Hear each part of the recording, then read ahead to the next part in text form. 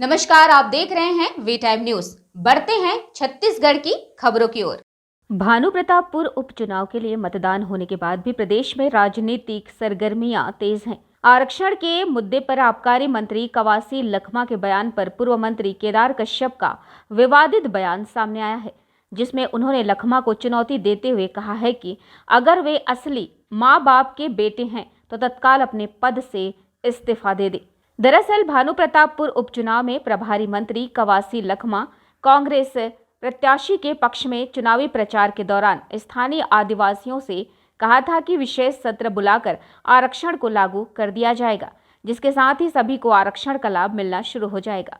अगर यह आरक्षण लागू नहीं होता है तो मैं अपने पद से इस्तीफा दे दूंगा। इस बयान पर केदार कश्यप ने जगदलपुर भाजपा कार्यालय में प्रेस कॉन्फ्रेंस के दौरान कवासी लखमा पर निशाना साधते हुए शब्दों की मर्यादा लांघ गए।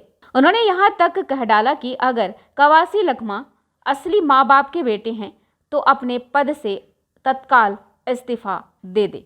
बता दें कि संशोधित आरक्षण विधेयक पारित करने के लिए 1 और 2 दिसंबर को छत्तीसगढ़ विधानसभा का विशेष सत्र आहूत किया गया था। इसमें सर्वसम्मति से विधेयक को मंजूरी, जिसके बाद राज्यपाल अनुसुईया उइके के पास हस्ताक्षर के लिए राज्य सरकार के मंत्री स्वयं विधेयक लेकर गए थे। राज्यपाल ने जानकारों से सलाह लेने के बाद विधेयक पर हस्ताक्षर करने की बात कही। वो कहते हैं आरक्षण लागू नहीं कर पाए, तो यदि वो असली माँ के बेटे हैं, असली बाप के बेटे हैं, तो तत्काल वो अपने पद से इस्तीफा दे दें, क्योंकि उन्होंने 2 तारीख को कहा था कि हम लागू नहीं करूंगा तो कहता है इस्तीफा दे दूंगा।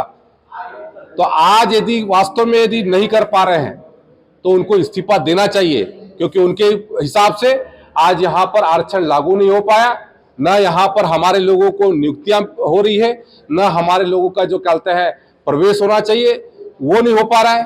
तो कहीं ना कहीं से पूरे आरक्षण की स्थिति यहाँ पर शून्य हो गई है।